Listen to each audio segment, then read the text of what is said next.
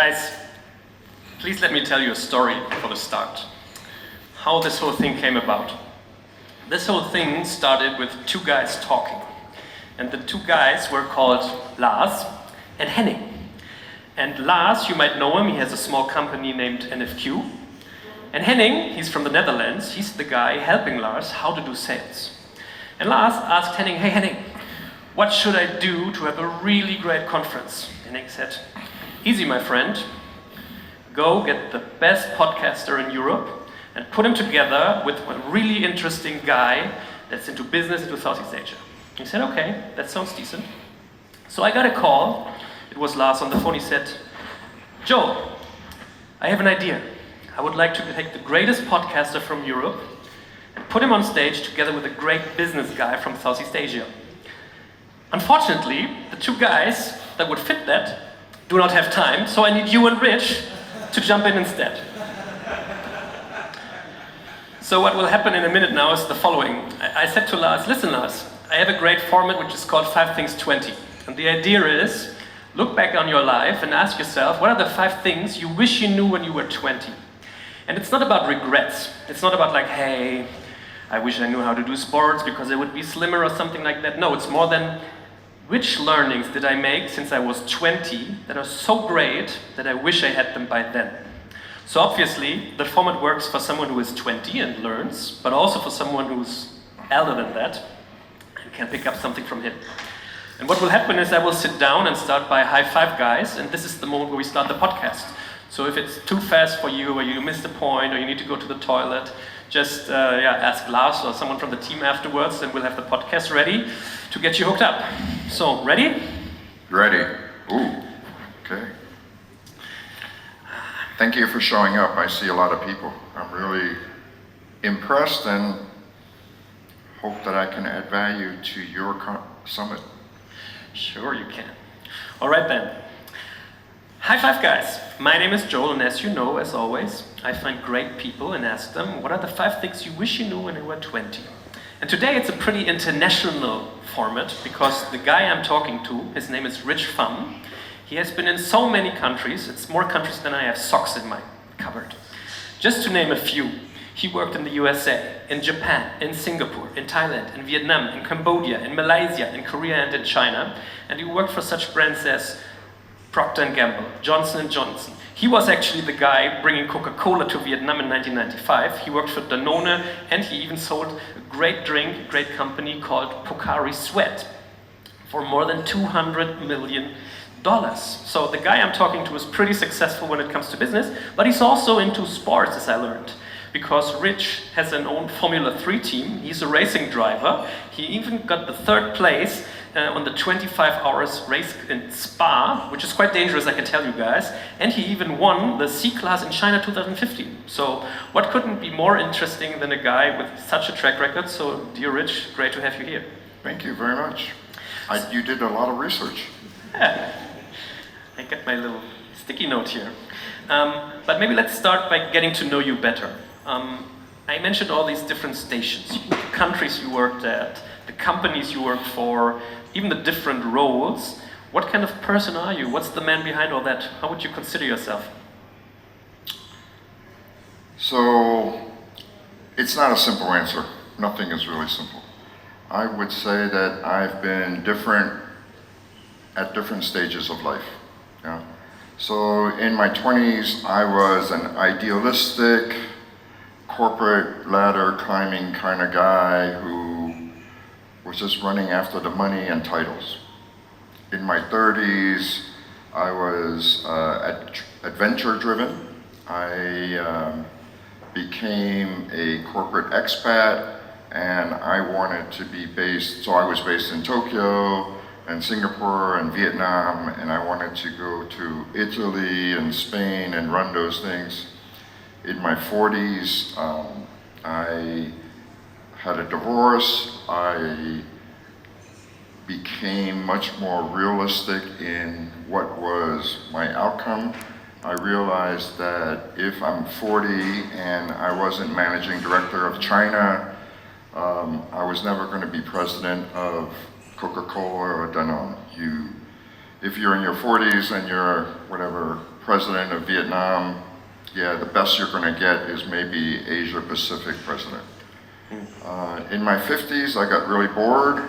I left the whole corporate world and joined the NFQ, and that's where we are.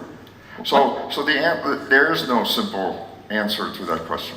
Yeah, the funny thing is I also realized that it makes a difference whether you ask a man or a woman for their learnings, or someone who is in his 40s or in his 50s. What is your age right now? I'm sorry? What's your age? I'm 58. Okay, so we have more than 30 years, almost 40 that we're looking back right now. And I was asking myself, all these different life stations you just mentioned, what would you say, in which phase have you been the most happy, like the happiest phase of all these? You know, I have no regrets. I've actually reflected on my life a lot. And for sure, I've made a lot of mistakes. For sure, there's been a lot of heartaches. But if I had a time machine and go back, I wouldn't do anything different. And the reason is I would not be the person here today if I didn't learn from all my mistakes. But yeah. Was there a time where you felt yourself being the most happy, like the biggest happiness in your life? Or was it just different ways of being happy? Yeah, because I think it's, thank you for that lead in, because I was trying to figure out the answer. Because in your 20s, 30s, 40s, you have just different aspirations. Not just at work, I only listed the work thing, but you have different aspirations, personally and professionally.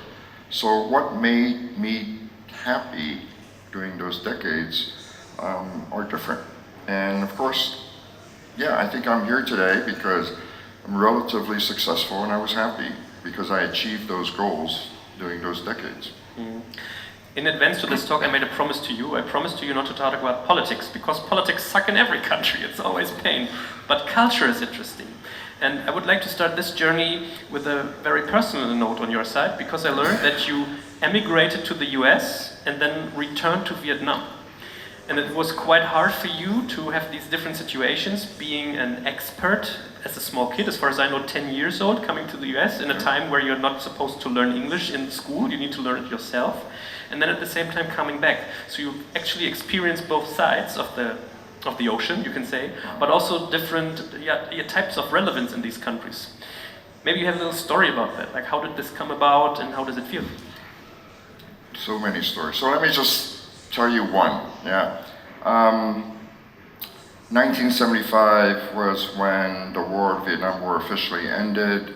The North took over. I lived in the South, so we had to leave. So we emigrated to the US. And in 1975, at 10 years old, America wasn't so woke. There was no special program in schools for English as a second language. It's actually now ESL, English as an actual program. It didn't exist. I literally sat in class, and the only part that I could participate in was math. I didn't understand anything else, but you had to learn English. So I wasn't really accepted. I had a Vietnamese name. It was, kids are cruel. It wasn't nice. Fast forward until I was 29, I came back to Vietnam, and in 1994, Vietnam, the Americans, the West, lifted the embargo. So a lot of companies came in. I came back. I came back as the head of Coca-Cola, and I was also not accepted because there was a lot of jealousy. You were there where you are because you got a chance to go abroad. I didn't. I stayed. People preferred to work for white managers more than me. It was hard to recruit. It was, there was a lot of jealousy, disdain. So I went through 2 periods of my life where I go to America, wasn't really accepted. I came back to Vietnam and also wasn't accepted. Now you skipped the most interesting part. How did you manage to build resilience out of this situation? A 10-year-old sitting in a school where he only understands one thing, math, and being bullied all the time, and you needed to adapt. What was your magic moment, your secret sauce, the moment of truth, whatever you would like to call it, that helped you get into that culture and get running? So two things. I think kids are very resilient. For those of you who have kids, exposing them to different languages and cultures, I think is great. The second thing that helped me to overcome that is I can't turn back. There was my passport to a country doesn't exist anymore. So the only choice is to move forward. Yes, you're right. And actually, in my company, I talk a lot about resilience because I think that's the quality I admire most. And it's the quality that I think younger generation don't have because it's just too nice. I had to move forward. I can't go back. And which of these two situations created more resilience in you? The 1975 10-year-old in the US or the 1995 then 30-year-old? No, the 29. 29-year-old. But these two situations, like which one was harder to progress and which made you learn more? The one returning to your home country or the one coming to a foreign country? Going to a foreign country for sure. I mean, America's mean. Kids are mean. So my Vietnamese name is Tang. For those who don't know American culture, there is a instant breakfast drink, also called Tang, spelled differently. Kids are mean. But it was a lot harder to adapt, and America wasn't so accepting of foreigners. Was there some kind of tipping point when they started to accept you? So I went to school, and I learned that in America, in high school, what people admire is not that you're smart. Geeks and nerds aren't really respected. Athletes are respected. So I learned to play all the American sports. I played football, I played baseball, I ran track, and in all those sports, I was the quarterback, the guy who controlled everything. I was the pitcher in baseball. I was the sprinter in track. Because in track and field, nobody watches a 5-kilometer race. They only watch the 100, 200 meter sprint. And I got myself, you can't see it now, but I was in better shape and I was a good athlete, and that got me respect. So that was the tipping point, to understand American culture that respect athletes, not really intelligence. That's interesting. So it came from a physical part rather than an intellectual part. Well, the intellectual part was realizing that being smart doesn't cut it. Yeah, interesting. And before we dive into your 5 things, give me a hint on this race thing. Like, what made you become a race driver?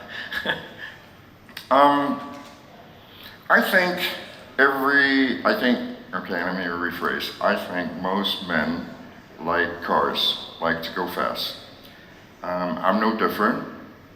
And racing is very expensive, for those of you who may not know. Oh, yeah. And I couldn't afford to go racing until I was in my 40s. I think the average price to get into Formula One today would be at least starting at $7 million. Starting. No, I think it's more. Yeah, starting, right? Yeah. To give the guys here an idea. Okay, interesting. Do you see any parallels, by the way, between racing and business? Yeah, for sure. Like what? You want me to talk about it? Yeah, just one or two. So, in racing, everyone idolizes the driver, but really it isn't the driver. It is all about the team. I know it sounds so cliche, but let me just expand on that. You get in your car, you go out, you practice, you come back, and you have to tell the engineer exactly what's going on. You can't just say it doesn't respond in the corners, I don't know, or it's too slow. You have to say in that particular corner, when it is a right-hand turn, underperforms. You have to say, on a slow corner, on a fast corner, I can't accelerate. You have to be able to describe so that other people can do their job. So that's from a teamwork standpoint. From a beating your competition standpoint, I have to tell you, there's no better feeling. There's no better feeling than passing someone because you know you're better. There's no argument. I just passed you. Sorry. But does this, hold on a long time? Having an enemy as an image always helps in the first place. But does it help on the long term? Can you repeat the question? It helps if you're growing. In the growth phase of a company, it's really helpful to have some kind of enemy, a competitor, someone to fight against. But I have the intention that someone, like a culture, gets stronger and more resilient if it's more than just an opponent you're fighting against. It's rather helpful to fight for something. And I was wondering whether you feel the same. No, so in business, so I can talk about Danone. Right? Danone. When I started with Danone, Danone was like doing horribly, and my target was the next competitor in terms of market share. You pass that and you go for the next one. So you always have moving targets, and you celebrate the victories, because you can't just, we were in 9th place. You can't aim for the first competitor. It's just too hard, and people get disappointed and they get sad. So I learned the mantra of how do you eat an elephant? One piece at a time. Yeah, I learned never compare your step number 1 with someone else's step number 9, right? So Yeah. that makes sense. By the way, I learned that your team was asked, what is Rich's biggest asset? What would you guess did they answer? My team? Mm-hmm. My inability to sugarcoat things? You know what it was? Your voice, interestingly enough. And I was thinking about, why is this the case? What's your idea on this? So Henning actually said the same thing to me. He first met me, he goes, your voice just gives authority. And yeah, maybe, so when I started to learn English, I can remember that I subconsciously tried to have a deep voice, because I was a kid from left field, not accepted. All right then. I've totally forgotten about it though. But let's get to your 5 things then. Starting with the first. What's the first thing you wish you knew when you were 20? So first of all, I just want to say I'm focusing a lot on business, because we're all here, entrepreneurs, and you're not interested in my personal life, so I'm just going to focus on business. The first thing that I've learned is that being good at your job is not enough. So many people think, I'm really good at my job, I'm really a good accountant, I'm really a good marketer, whatever, my factory runs great, I need to get promoted. And it's just so wrong. What people who get promoted and people who do well in business are the ones that you can depend on. Yeah, I can depend on you because you will always come through. You may not do it the best, but I know you would do it on time, or you even do it before the deadline, you do it under budget. I can depend on you. And yeah, I'm going to promote you because I believe in you. And that's what I learned.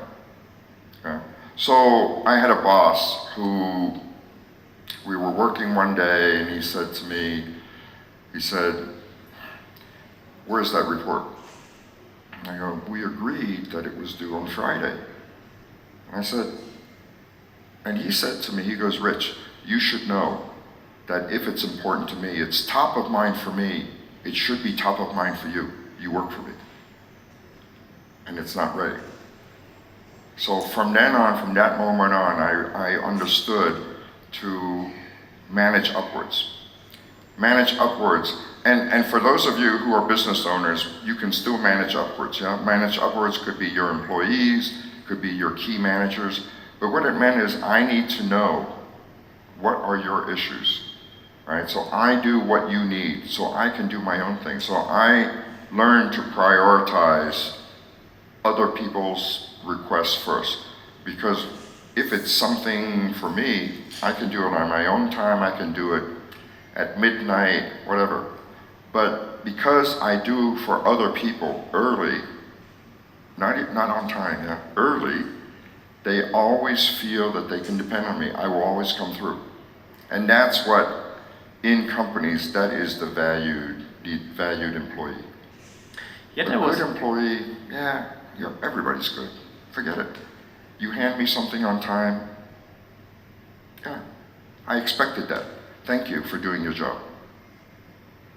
Yet I was thinking, the higher you are in the pyramid, the more narrow your view gets. So sometimes, if you're on top of the pyramid, you see things from a different point of view, and this point of view might be wrong. So your boss, might have an agenda that could be wrong, or at least you might find out that the priorities lie somewhere else. Would you still stick to that point, saying it's more important to get his points off the table than just telling him what really matters to you? Yeah, because if he's wrong, he's the one that's getting fired, not me. It's his KPI. If he doesn't make his KPI, I don't make my KPI.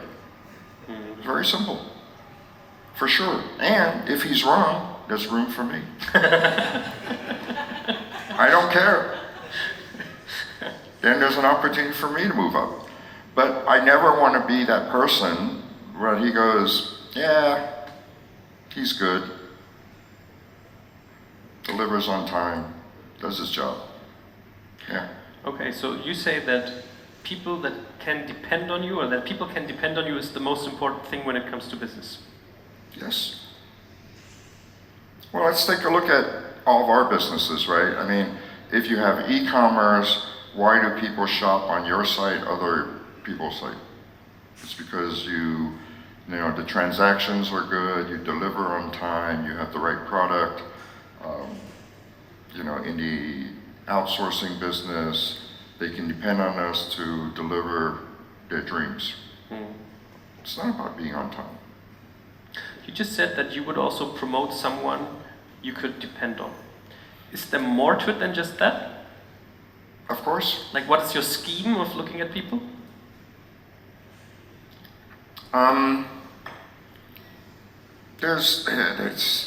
It's very complex. Yeah.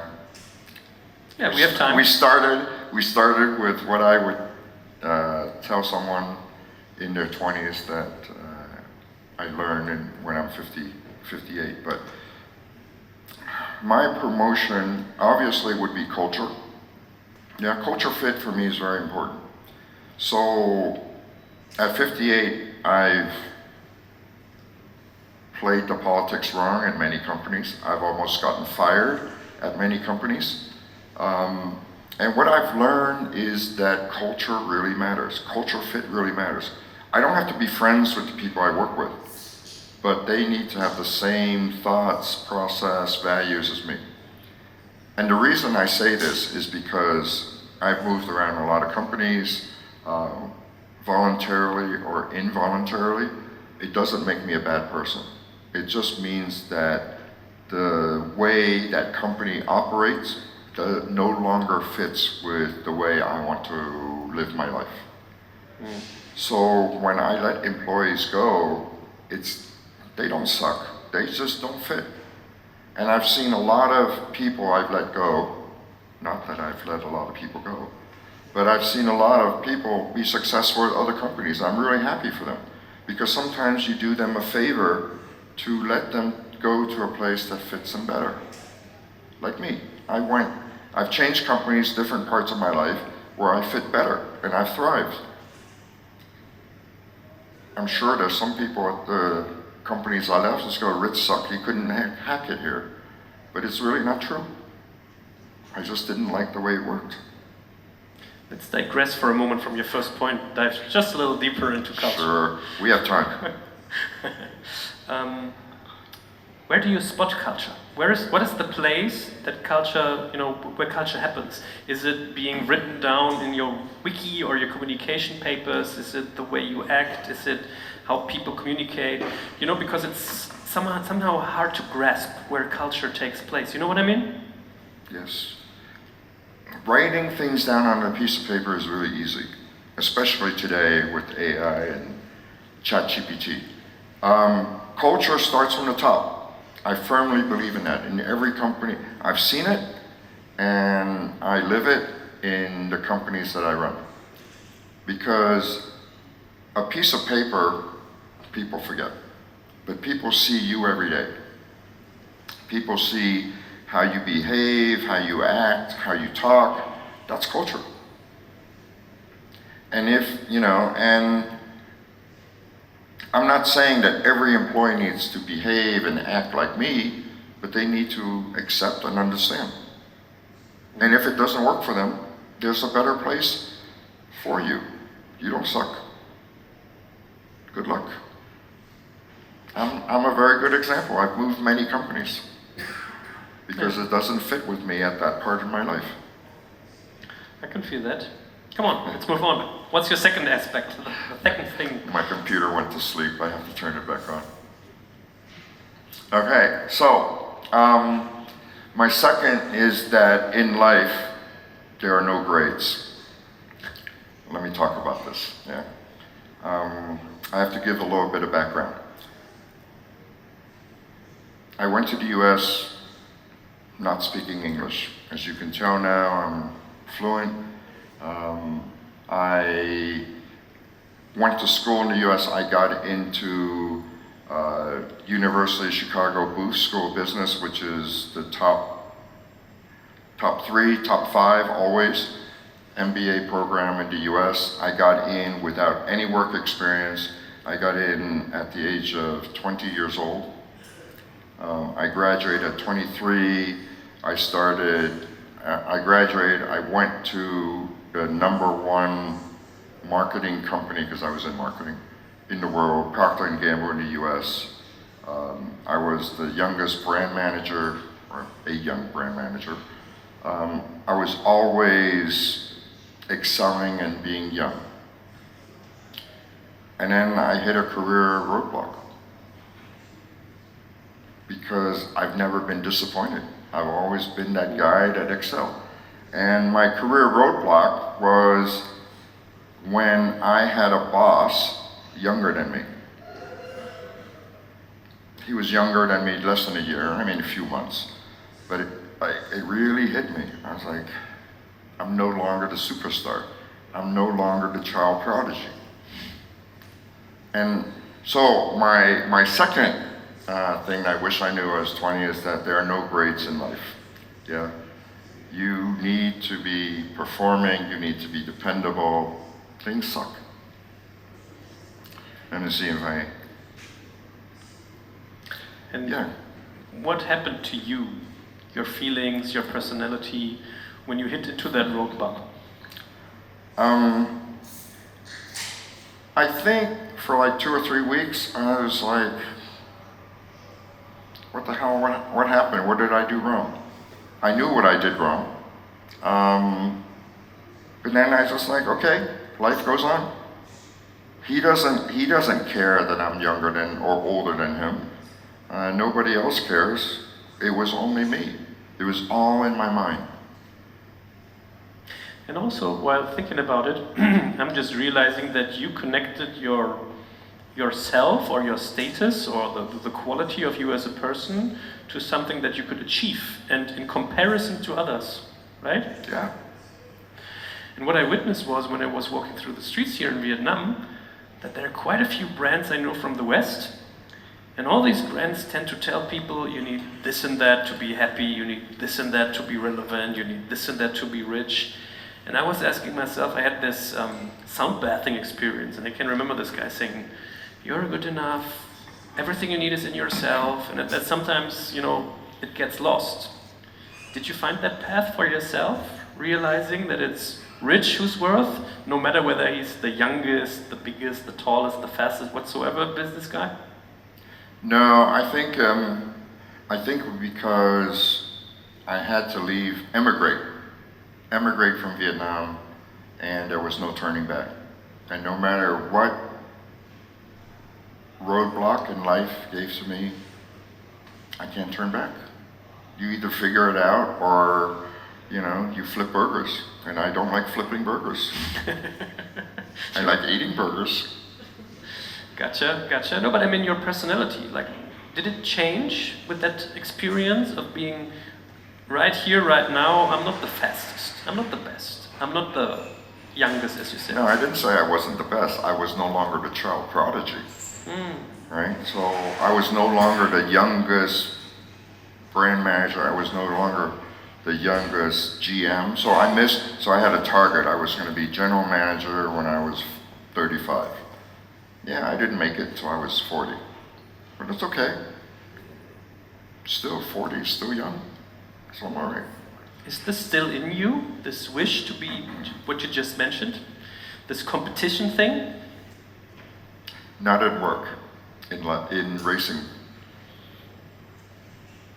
Because, I'm 58, what's my next role, really? I don't know.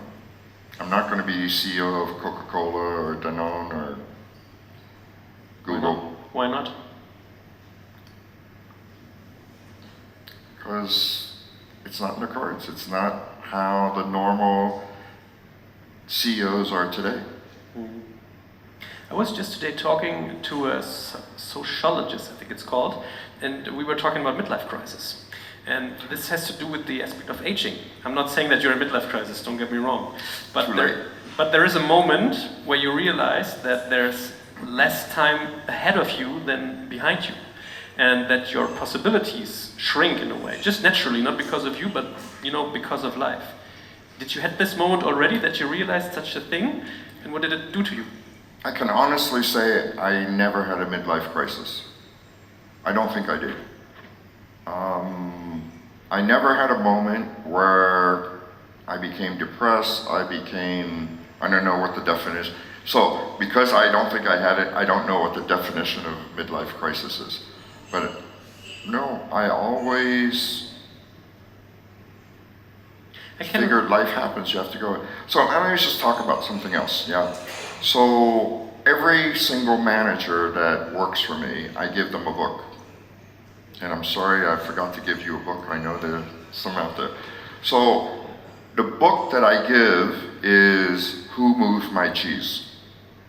And if you don't know it, please write it down, please get it. It's a book that you can read in 15 minutes. It's Who Moved My Cheese? It's about 4 mice who lives in a maze. They all have names, I forget now. And there is a pile of cheese. Every day they go there and they eat cheese, they go back, they sleep, and they're happy. One day, the cheese is gone. And there's one mice who goes, fuck, what happened to the cheese? So I'm just gonna wait here till the cheese comes back. One mice just complains to the other mice, what the fuck happened to the cheese? And there one mice, I think his name is Scurry, who runs around through the maze and try to find more cheese. Anyway, and I forget what the 4th mice does, so I apologize. But I reread this book I try to do it every 6 months. Easy read, and it's all about don't accept your fate in life. You control it. And yeah, so I give it to every manager who works for me because nobody ever hires Rich Pham because the company goes well. They always hire me because somebody fucked up. So because somebody fucked up, I have to go in and make changes. I have to give people this book so they anticipate what I'm about to do. Okay, so resilience is also about adaptability, I learned. Absolutely. Yeah. Okay. You can't just sit down and say, life sucks. Yeah, life sucks. Life really sucks. What are you going to do about it? No, life doesn't suck, but I'm curious about your third point. What's the third thing you wish you knew when you were 20? The computer turned off again. Who put the sleep mode on? Okay, third point is learn to pivot. Yeah. Life sucks. That's actually what you just mentioned, right? Yeah, life sucks. Learn to pivot. Because your plan, I guarantee, will never come true. It can come true if you learn to pivot, but it's not step 1, 2, 3, and 4. So let's talk about this. I was 29 years old when I was living in Japan. The embargo lifted at Coca-Cola. I got recruited, I'm sure, because I'm Vietnamese American. Of course, in my interview said I can speak fluent Vietnamese, which I couldn't back then. So Coca-Cola hired me to come back and launch the #1 brand in the world in Vietnam. I don't have that much experience. I came back, and Pepsi came in 8 months before Coke, so they had a head start. And I don't think I'm the smartest guy in the world, but what I learned, and getting back to this point, is that strategy is nothing without execution. I learned that 100 million people in Vietnam doesn't see my PowerPoint presentation. They don't know what my strategy is. They don't know what I'm trying to achieve. What they do see is what I do in the marketplace. Yeah. What they do see is my strategy comes to life in the marketplace. And I have to tell you, we beat Pepsi because they don't execute well. And I'm sure some guy got fired for that, and I hope so. Because they had an 8-month head start, and we got market share within a year and a half. Dominant market share within a year and a half. Because I execute well. And the one lesson is learn to pivot, nothing happens according to plan, and just really, really execute. Because that's what really people pay you for. And that's how you earn money. Yeah, I used to tell Strategy sucks. I used to tell people ideas are worth nothing. Only execution is. And can you take us a little deeper into that rabbit hole? Like, what would you say were the top 3 things you did with Coke that crushed Pepsi then? If you say, like, I got visible on the marketplace, by doing what? Okay, so let me tell a story. Yeah? A guy wakes up in the morning. He goes and get coffee.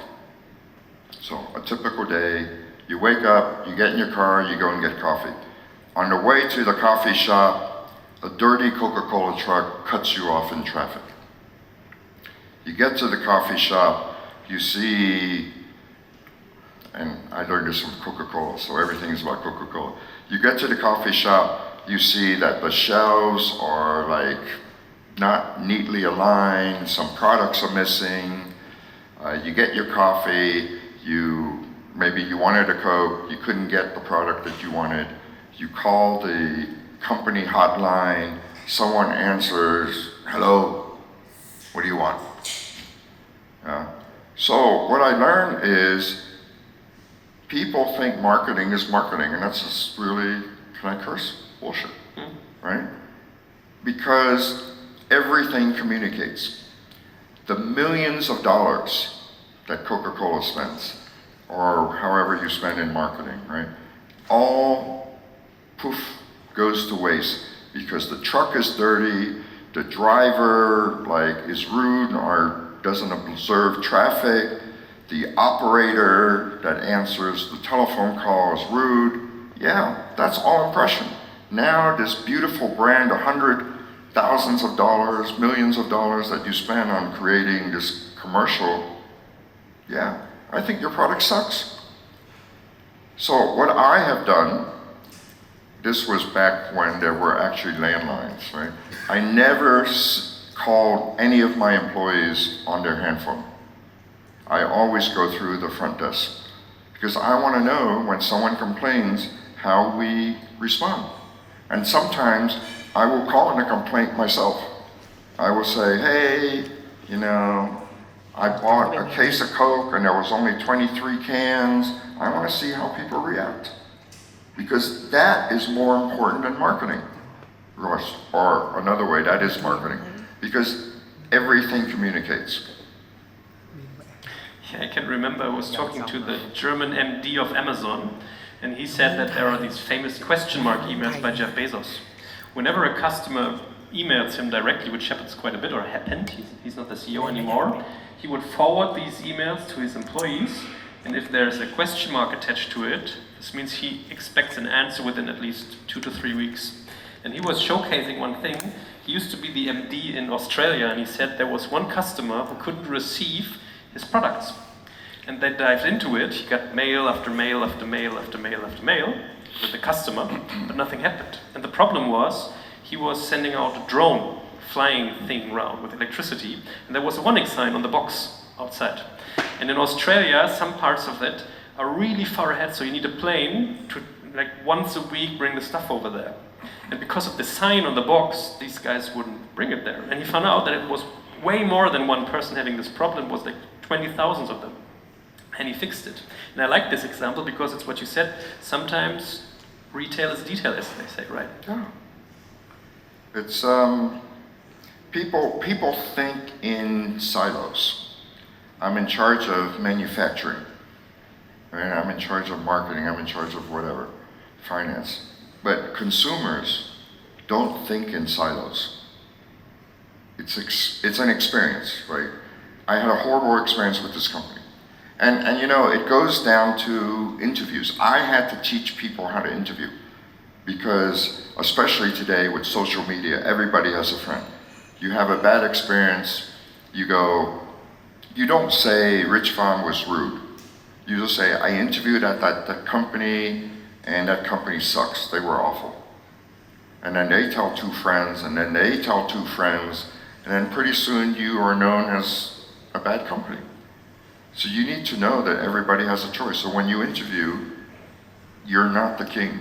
You are also getting people to like you, even if they're not qualified. Because they have 2 friends, and they have 2 friends.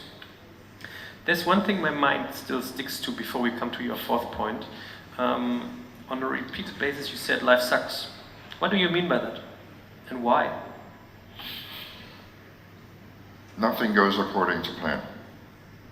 Yeah, so life sucks because nothing goes according to plan. And it doesn't have to suck, but it's how you react. It all goes to my other point. How you pivot, how you react, how you make better of your situation because, yeah, I'm happy. Life doesn't really suck. Sometimes it sucks, but you make it better. So that's why I have no regrets. Okay. Come on, let's go to your 4th point. I'm going to talk to IT after this why my computer keeps turning off.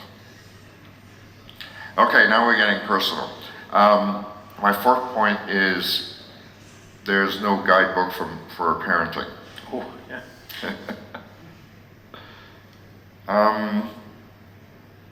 Raising kids is hard.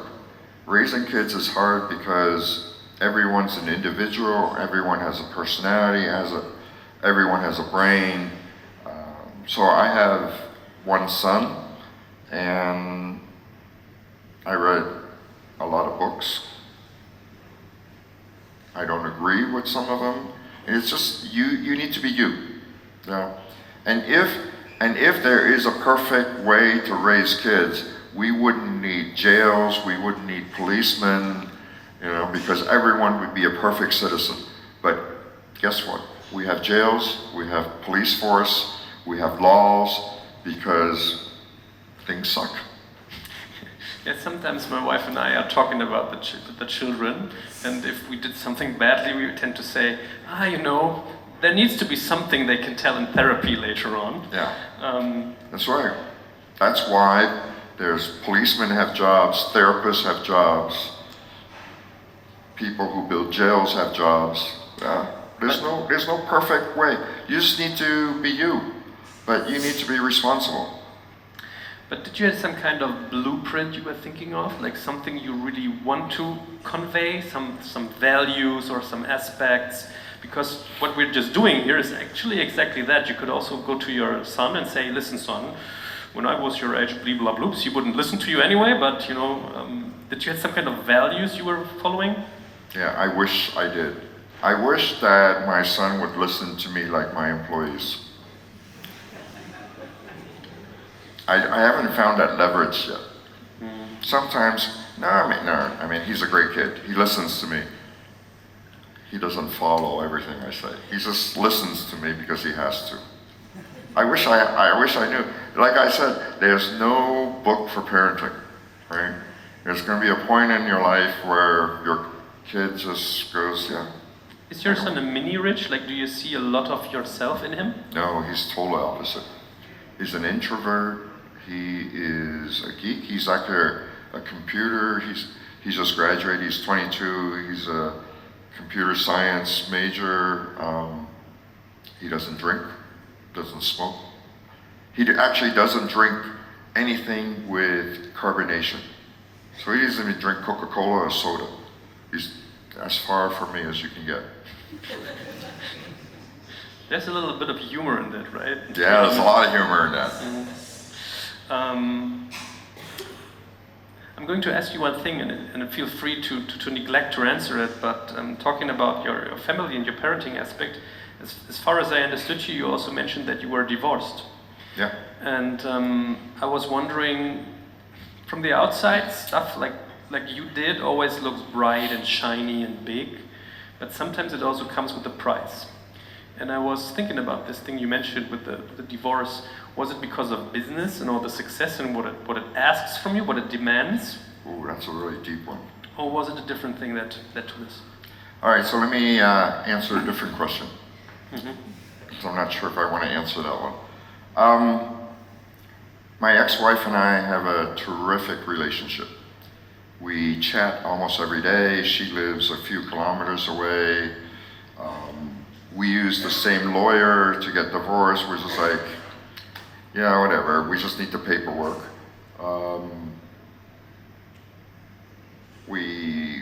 During COVID, she had her safe in my house because she was stuck somewhere. Anyway, we have a great relationship. And the reason we do that is that we agreed. So I learned from other people as well. I'm not very bright. I have a lot of friends who got divorced, and I learned that people use kids as a weapon, and that's really horrible. And we agreed that we would not use our son as a weapon. You know, like, why didn't you do this? Why didn't you do that?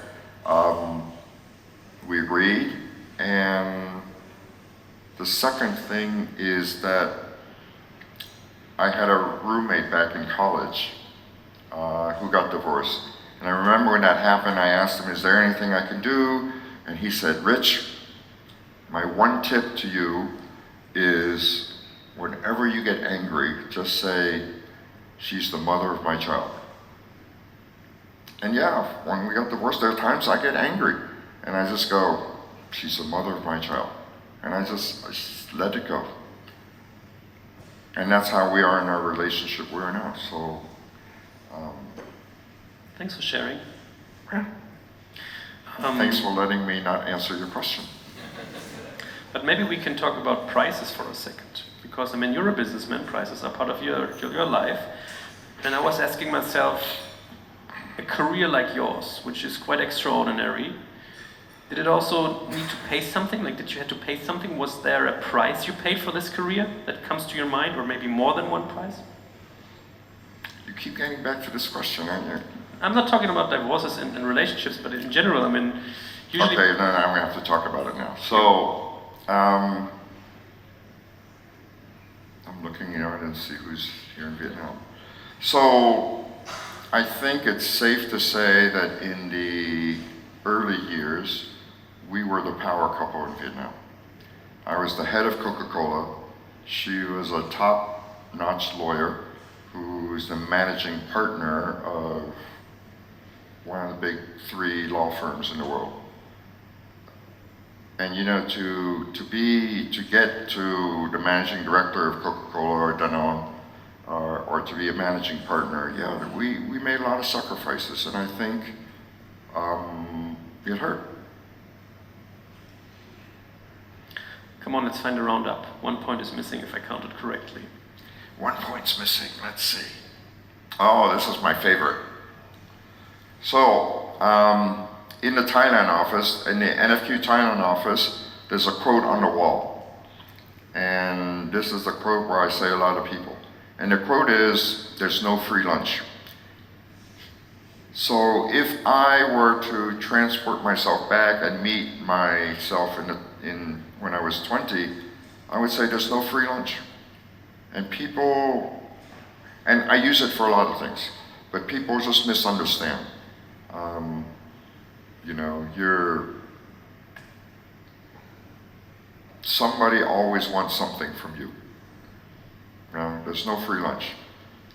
There's no free coffees, there's no free lunch. You're always on the stage.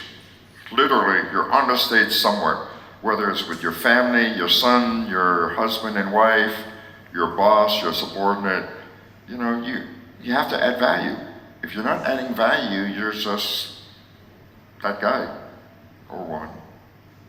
What does that do to you? Because if I understood you correctly, it says whenever someone is interfering with you, he has some kind of Not intent. interfering, interacting. Or okay, interacting. He has some kind of intent behind it.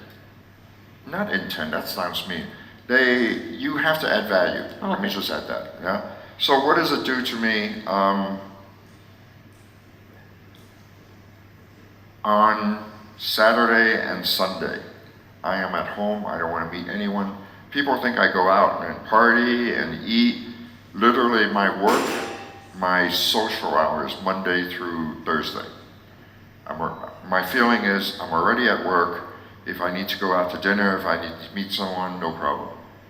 Saturday and Sunday, I rarely meet anyone. I just stay at home, hug my iPad, watch movies, watch videos. Because there's no free lunch. The iPad, I owe nothing. If I don't charge it, it doesn't work, that's fine. Right? I don't meet anyone. So it's actually caused me to be a little bit of an introvert. And that's fine, I'm happy, because I don't disappoint anyone. I don't need to add value to anyone, I'm just at home. This reminds me of this famous quote Arnold Schwarzenegger mentioned. He said, "Be useful." That was the sentence his father always gave him. Did you experience the same thing? Because, you know, there's these rumors that Vietnamese parents are always really strict, or maybe Asian parents in general, and pushing their children. Was it the same with you? We just got the signal. Right. So, no, my parents, wow, this is going to get a little deeper. So, I was a little bit of came from a high-end, I don't know how to, my father was the top 3 person in Vietnam in the old country. So I had a privileged life growing up. When we went to the US, we lost everything. You know, my mother, father had to work. And what I'm really grateful for is he gave me nothing. I had no inheritance, but he made sure that I had no debt. You know? But in college and universities, whatever you call it, in the US it's quite expensive. I had to take loans. I had to take loans out to help pay. Whatever loan I couldn't cover, he would cover. I had to work. So I flipped burgers, literally. And I learned that I never want to flip burgers because people are assholes. So my parents gave me nothing, and I had to work for it. But they also made sure that I also didn't start life in a hole.